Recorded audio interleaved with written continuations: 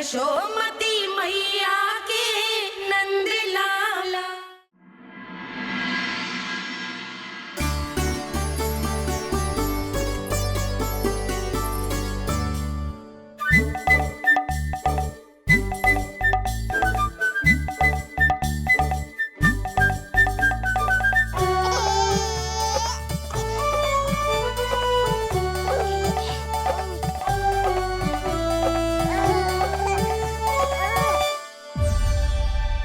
मैया, ये क्या किया?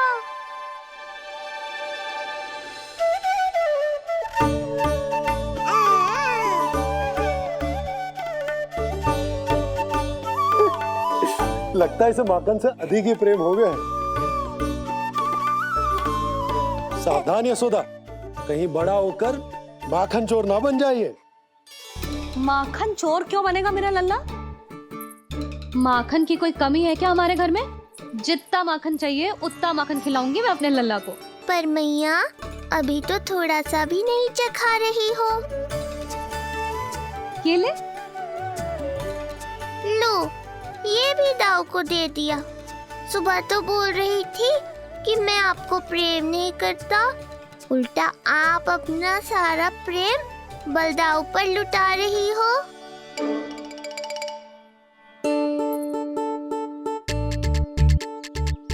सुनो जी, कान्हा के चारों ओर सिरहाने लगा दो ना, नहीं तो जी फिर से इधर उधर चला ना जाए। अच्छा सुझाव दिया तुमने। अभी लाए।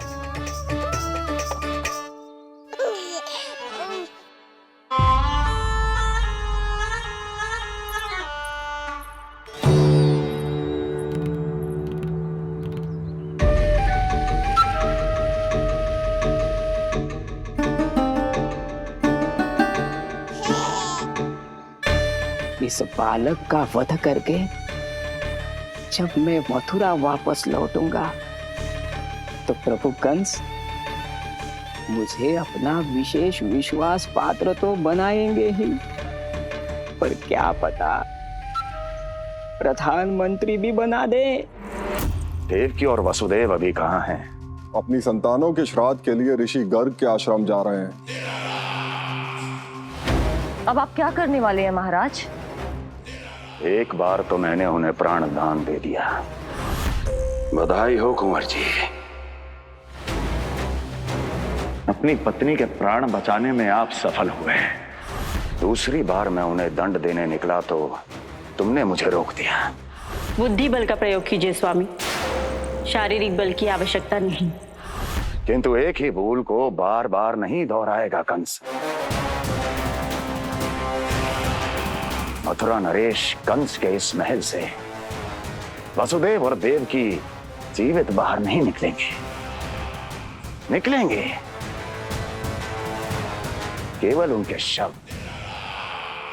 कंस मामा, आप उनको छू भी नहीं सकते।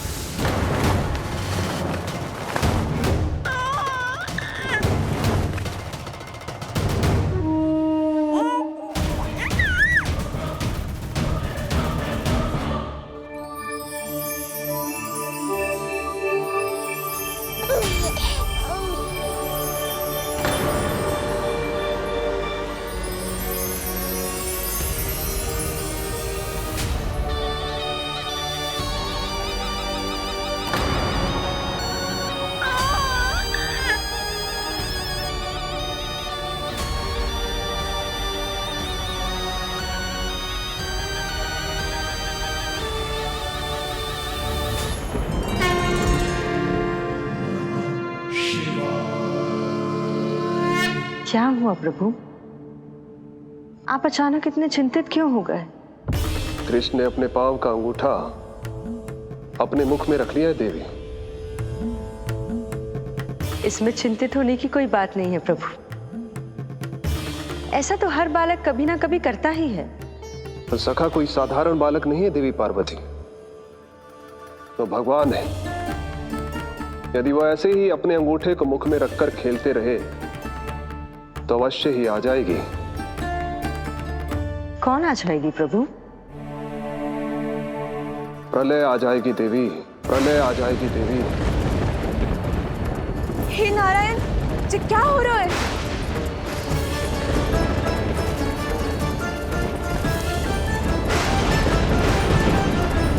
जी ऐसे लग रहा है जैसे दिन में ही रात्रि के समान अंधेरा छा गया हो। लगता है बहुत बड़ी आंधी आने वाली है।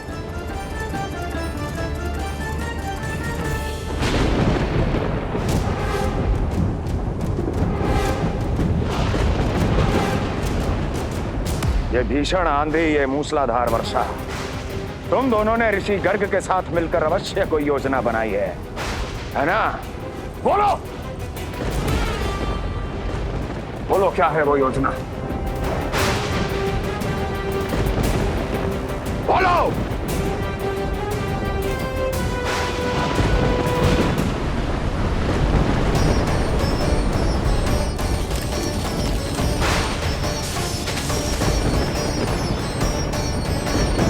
लगता है प्रकृति क्रोध में।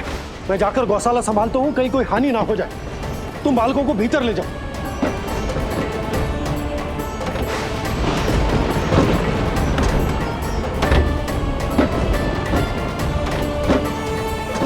जी द्वार और झरोखे बंद करते हैं। हाँ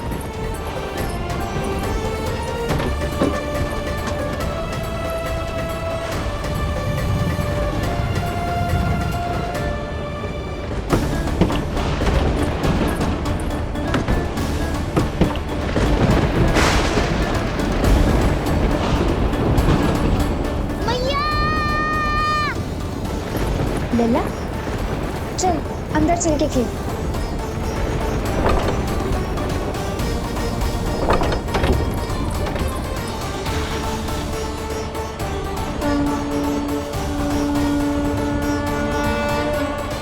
आपके सखा तो ध्यान निद्रा में चले गए हैं प्रभु।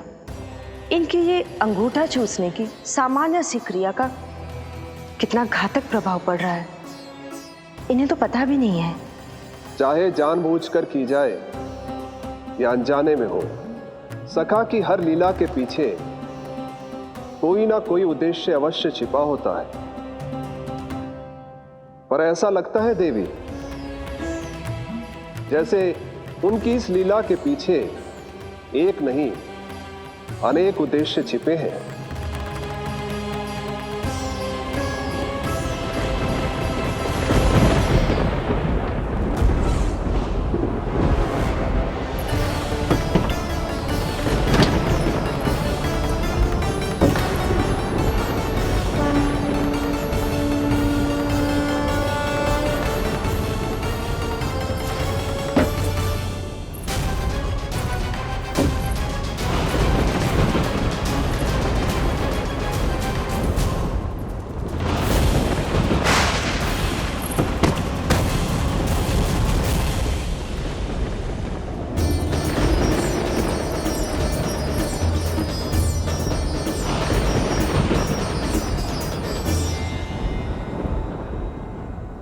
देख रही हो चिज्जी, प्रसाद ना मिली खाने को, तुझे पांव का अंगूठा ही चूसने लग गयो।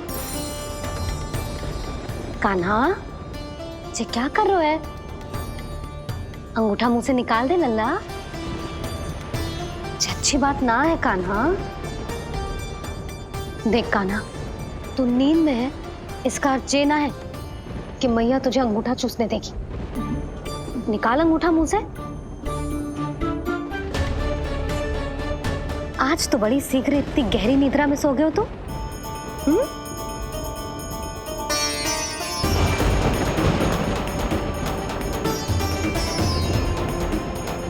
देख रही हो ना चिच्ची, अंगूठा मुंह से निकालने को तैयार ही ना जी। ऐसा क्या आनंद मिल रहा है?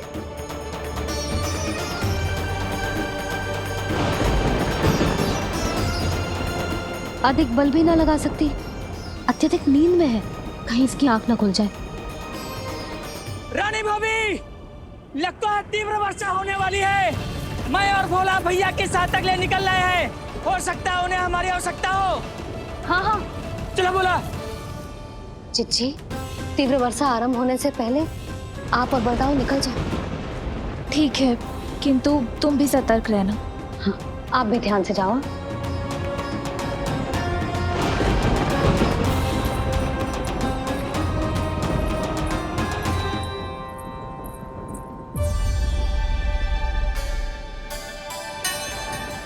हे नारायण, वस्त्र बाहर सूख रहे हैं और तेरे अन्नप्राशन वाले चावल भी रखे हैं।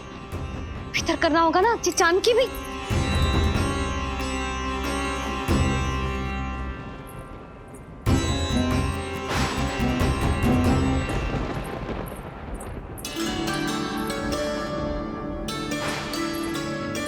लल्ला, वैसे जी बहुत बुरी बात है।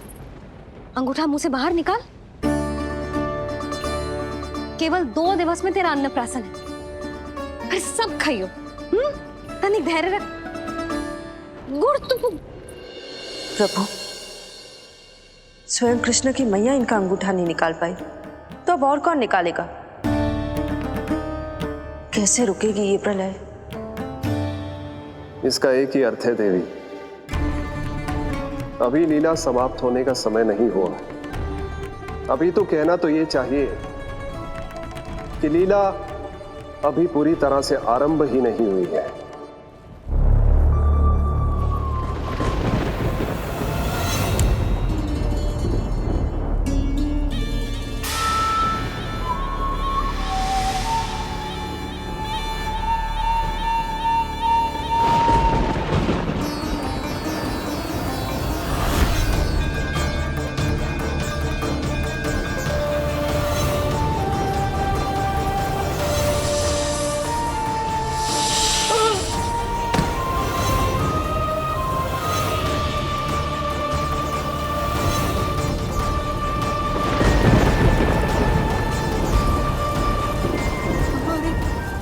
कंस ने प्रलय बुला ली, कंस ने प्रलय बुला ली।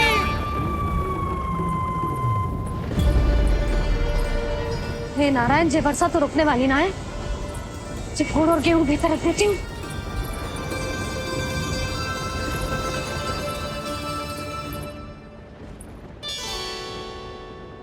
जे देख रहे हो गुड़, जे तेरे अन्नप्राशन के पकवानों के लिए ही है। कैसे कैसे करके बचा के लाई हूँ, कुछ पता भी है तुझे? और तू है कि जे अंगूठा ही चूसे जा रहा है। हाँ नहीं तो। किंतु आज प्रलय भी आ जाए तो कंस की तलवार का वार रोकने में असमर्थ होगी। कंस के साथ विश्वासघात किया है, दंड तो मिलेगा। महाराज, वायुमंडल में अचानक आए इस परिवर्तन का हमसे कोई लेना देना नहीं है। हम तो बस अपनी संतानों के श्राद्ध के लिए जा रहे थे। मूर्ख हूं मैं, मूर्ख हूं मैं। कंस एक मूर्ख है, मूर्ख हूं मैं। अब अच्छी तरह जानता हूं मैं, श्राद्ध केवल एक बहाना है। किंतु सत्य यह है कि तुम और वो ऋषि गर्ग मिलकर मेरे विरुद्ध एक षड्यंत्र रच रहे हो, और ये तुम्हारी योजना है। भैया, ये आप क्या कह रहे हैं? कैसा षड्यंत्र, कैसी योजना? हम तो केवल श्राद्ध के लिए गए थे। बहुत अवसर दिए मैंने तुम दोनों को, किंतु तुमने बार बार मुझे मूर्ख बनाया। इसलिए अब मैं अवसर दूंगा अपनी इस तलवार को।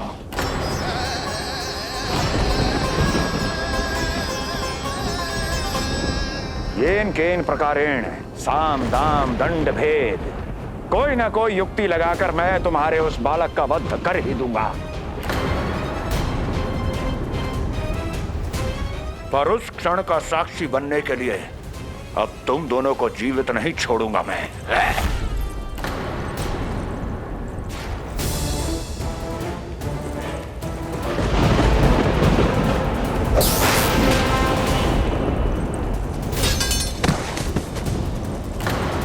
स्वामी,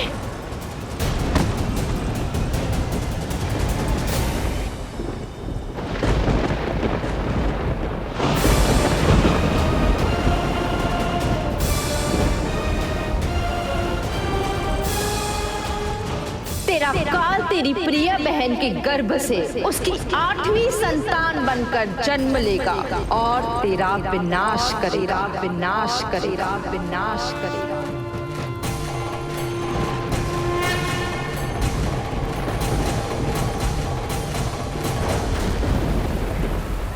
प्रलय आने वाली है, प्रलय आने वाली है, प्रलय आने वाली है।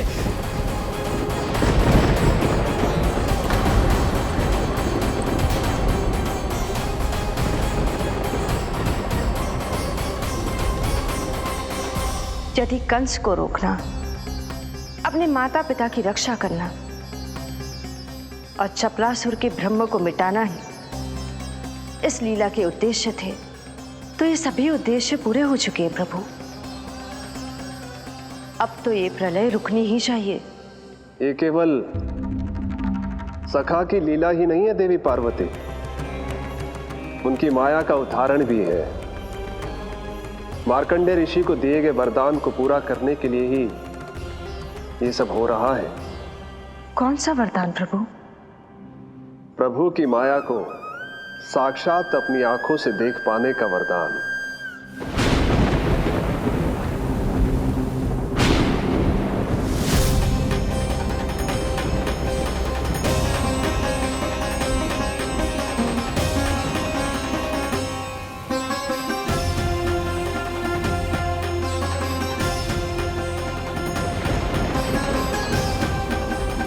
हे नारायण, क्या ये प्रलय है? क्या संसार समाप्त हो रहा है? तो फिर मुझे मिले इस जीवन का क्या अर्थ है?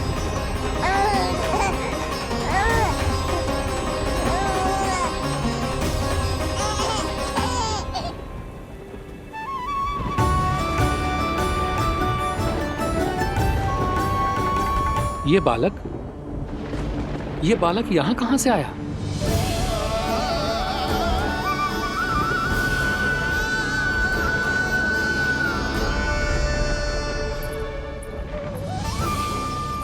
सोते हुए कितना निर्दोष लगता है जी।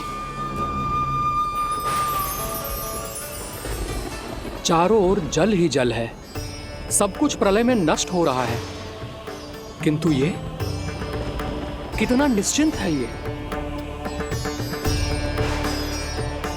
परंतु ये अद्भुत बालक है कौन?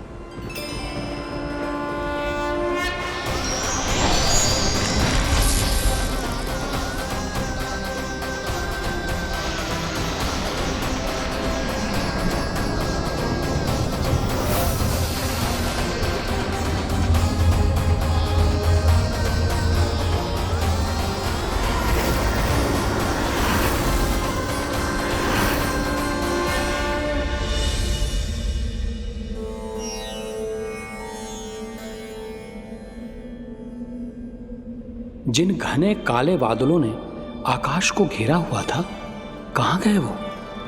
यहां तो प्रलय का कोई चिन्ह ही नहीं है।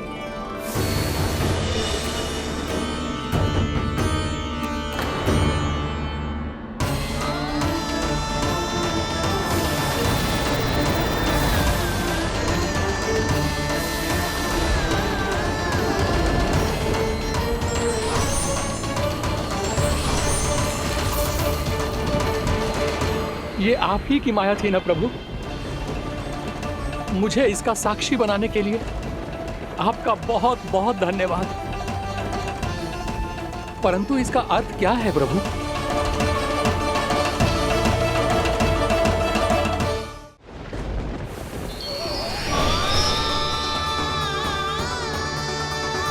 प्रभु,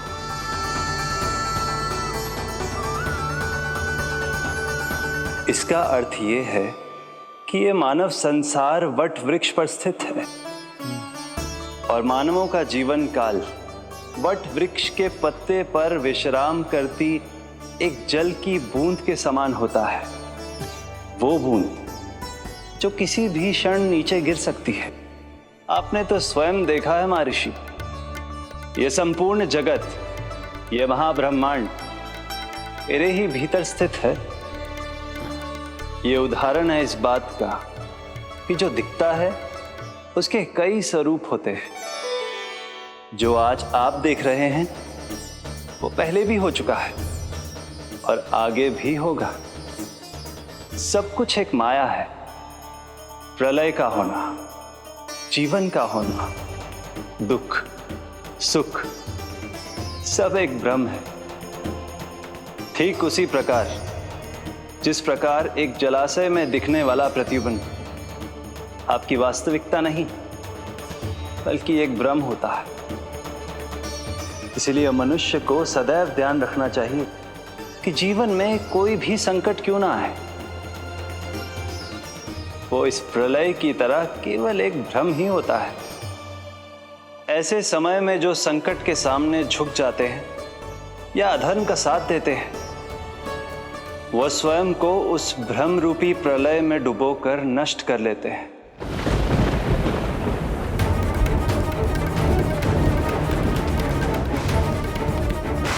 पर जो मेरी शरण में आकर संकटों का सामना करते हैं, वो स्वयं को कठिन से कठिन प्रलय से भी उभार लेते हैं।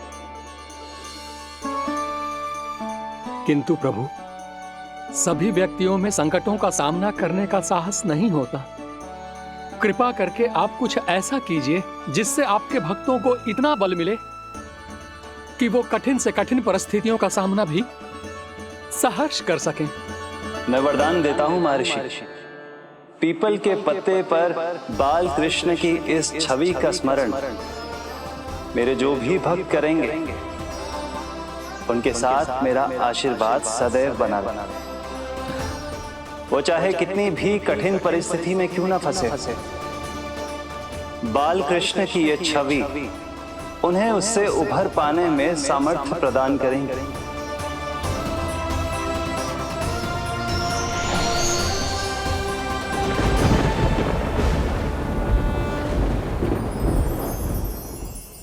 अद्भुत। तो ये कोई साधारण लीला या भ्रम नहीं था, मानव मात्र को नारायण से मिला वरदान था ये।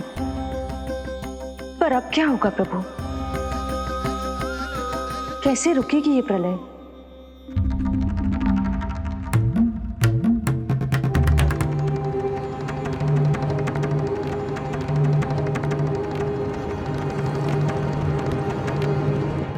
क्या सोच रहे हैं प्रभु? क्या आप रोकेंगे ये सब? नहीं प्रिय, ये कृष्ण की माया है, वही इसे रोक सकते हैं। पर मैं अपने सखा से भेंट करने अवश्य जाऊंगा। पर पिछली बार की तरह बिना उपहार लिए नहीं।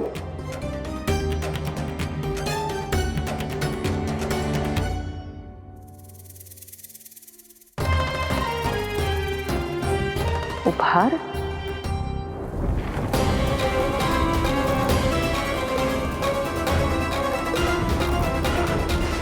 आप तो प्रलय का भी सामना करने के लिए तैयार थे ना भैया? अभी तो प्रलय भी नहीं आई और आपकी ये दशा हो गई।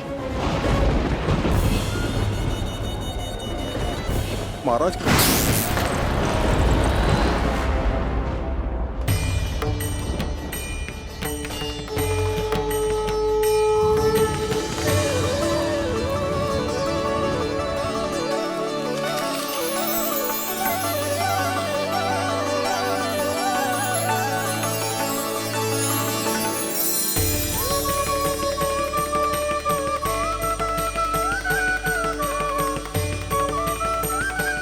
महादेव, आप उपहार में ये निष्प्राण वस्तु देंगे अपने सखा को? सही पहचाना देवी, पर उपहार देने से पहले इसे आकार दूंगा मैं, क्योंकि प्राण तो इसमें बाल कृष्ण ही भरेंगे।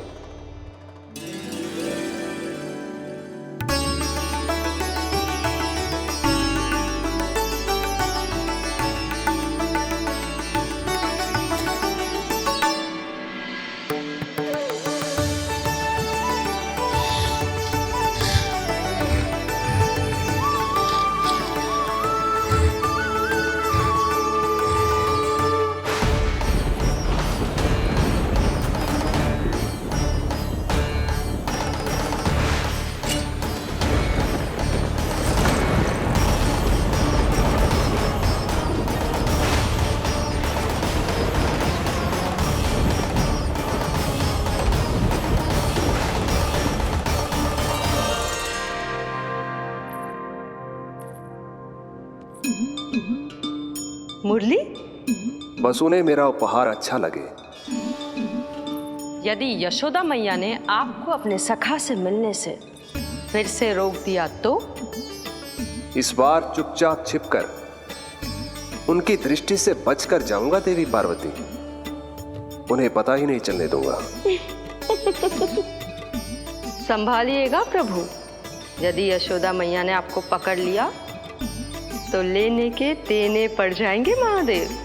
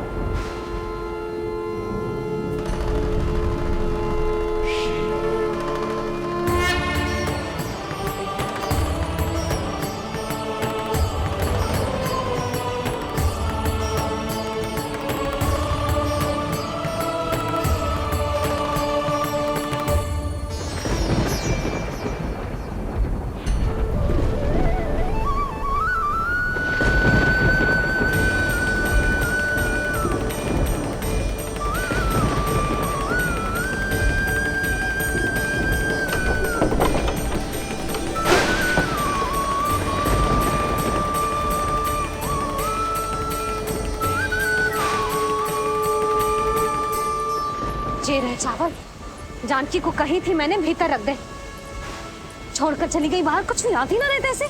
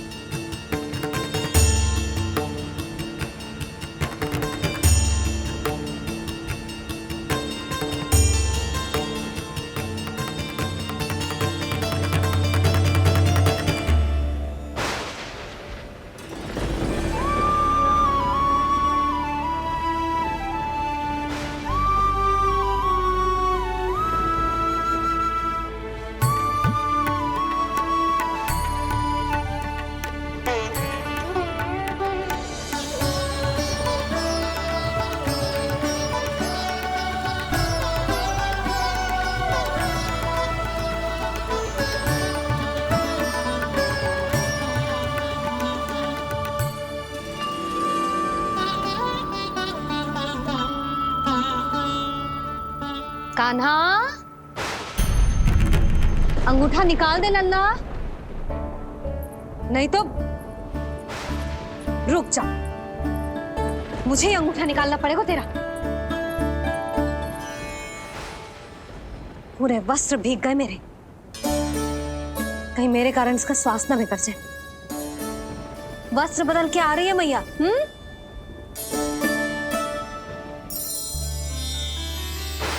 आ रही हूँ।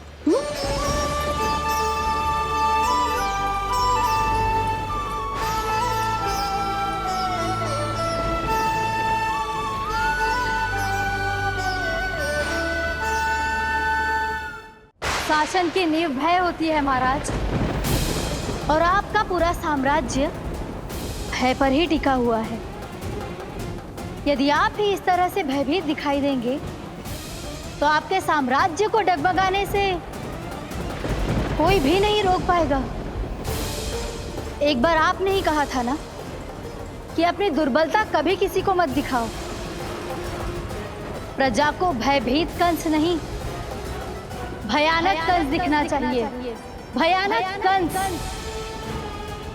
अब आप ये सिद्ध कर दीजिए कि भय आपके शत्रु का नहीं, आपका शस्त्र है, महाराजा धीराज, कंस का शस्त्र।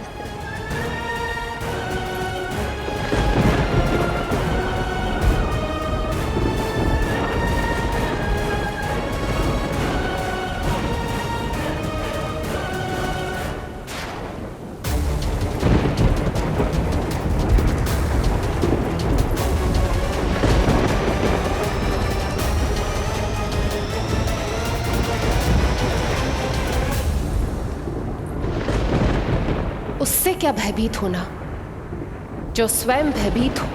उससे क्या भयभीत होना, जो स्वयं भयभीत हो। सखा, इस माया को विराम देने का समय आ गया है।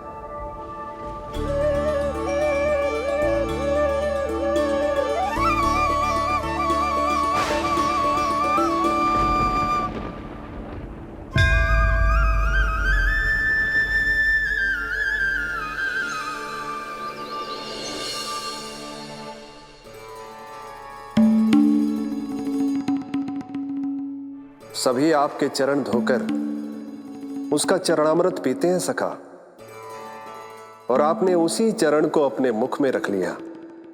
यही तो सखा, मैं इस तथ्य से चकित था, इसलिए सोचा एक बार अपने चरणामृत का स्वाद स्वयं भी चख ही लिया जाए। अब जो उपहार लाए हैं वो शीघ्र ही दे दीजिए। कहीं मैया ने आपको देख लिया तो आपको तो अनुभव है वो क्या क्या करने में सक्षम है। आपसे कुछ भी छुपाया नहीं जा सकता सखा।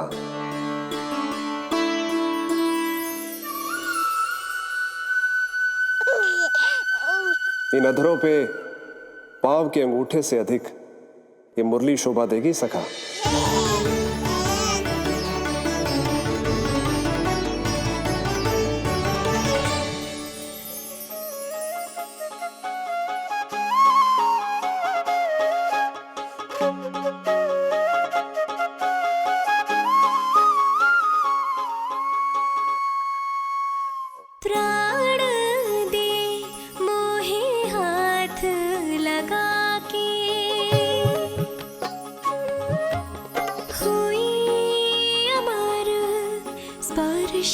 जो पाके काठी को जीवनमय कर दिया, मधुर हो गई सारी। मन प्रसन्न मेरा तन प्रसन्न, प्रभु आज से मुरली हुई है तुम्हारी। मन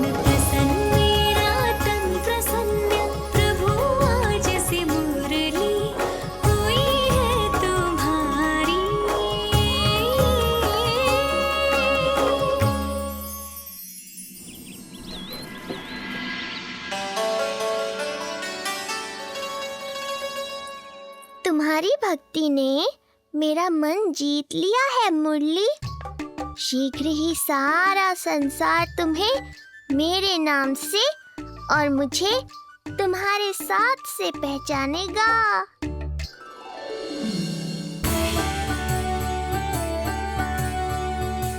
प्रभु, मेरे प्रभु, इस अनमोल भेंट के लिए आपका बहुत बहुत धन्यवाद सखा।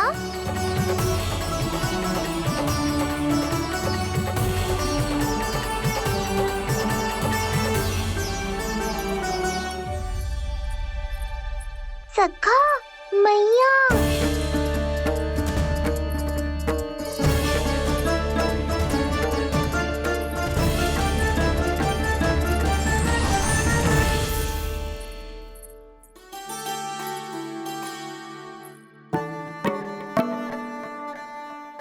अच्छा जी, तो तूने अपना अंगूठा मुंह से निकाल ही दियो। बड़ा उपकार कियो अपनी मैया पे।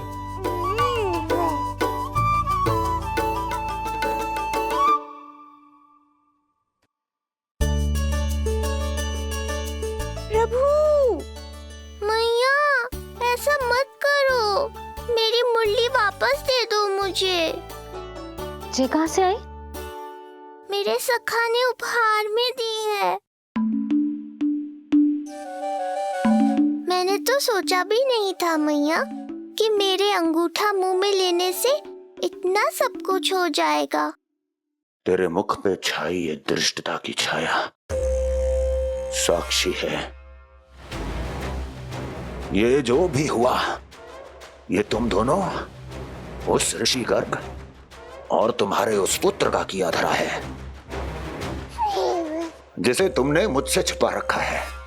जो स्वयं दूसरों का बुरा करते हैं, उन्हें सदैव यही लगता है कि उनके पीठ के पीछे उनके विरुद्ध कोई ना कोई षड्यंत्र हो रहा है।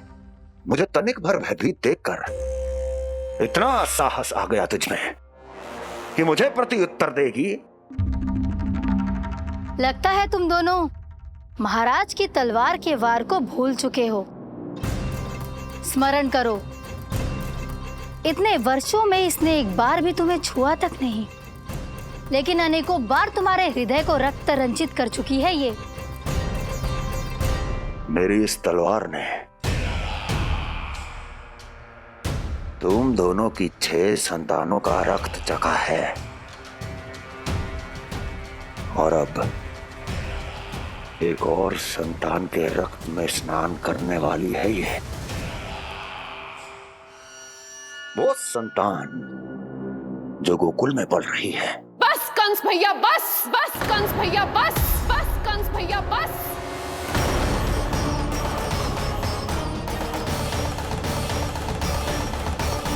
इतना दुस्साहस तू मुझसे ऊंचे स्वर में बात करेगी अपने बड़े भाई के सामने?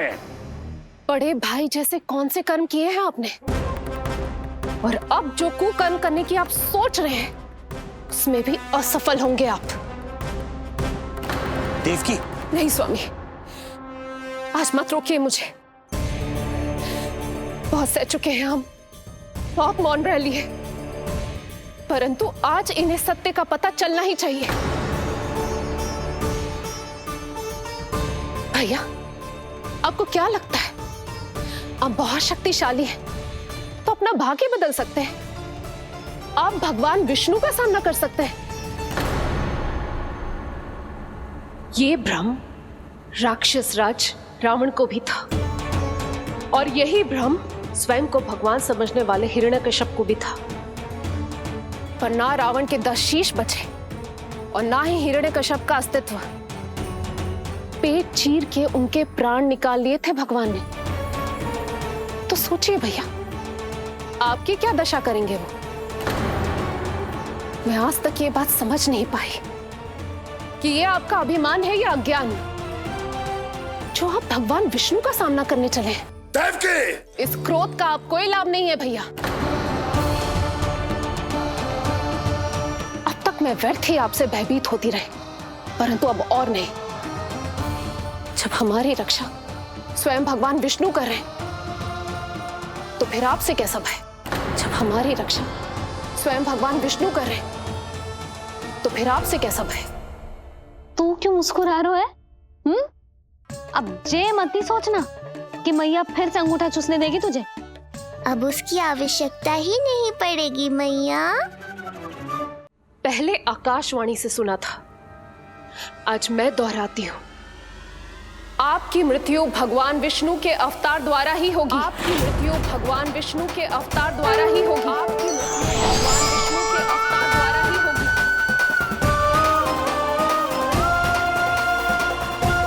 भले ही वो कहीं भी क्यों ना हो।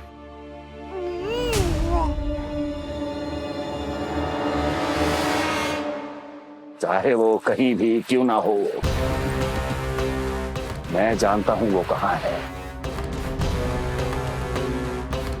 देवकी, तूने बहुत बड़ी भूल कर दी मुझे चुनौती देकर। मैं चाहूं तो अभी इसी क्षण तुम दोनों का वध कर दूं, किंतु नहीं।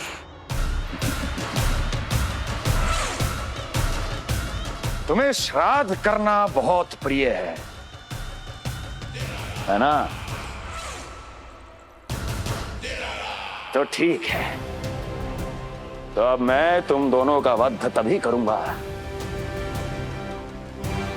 जब तुम दोनों अपनी 8 संतानों का श्राद्ध एक साथ कर चुके होगे।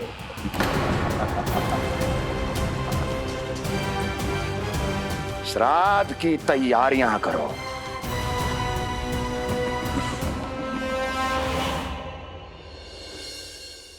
मैया अन्नपूर्णा की कृपा से आज अन्नप्राशन के सभी कर्मकांड अच्छे से हो जाए, भोजन स्वादिष्ट बने और मेरे कान्हा को प्रिय लगे। बस इतना आशीर्वाद दे दो तुलसी मैया। मैया, कहीं उसे ऐसा ना लगे कि उसकी मैया को अच्छा भोजन बनाना आता ही ना है।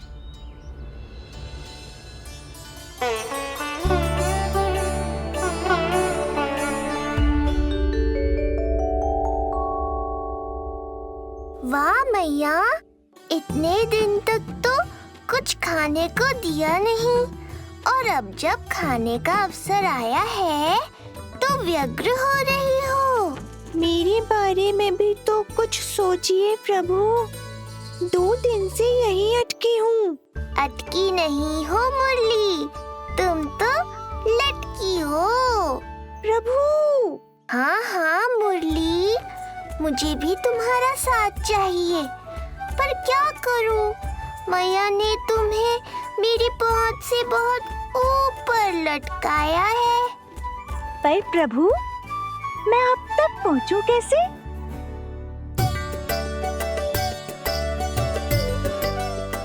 प्रभु, सोचिए मत, कुछ करिए।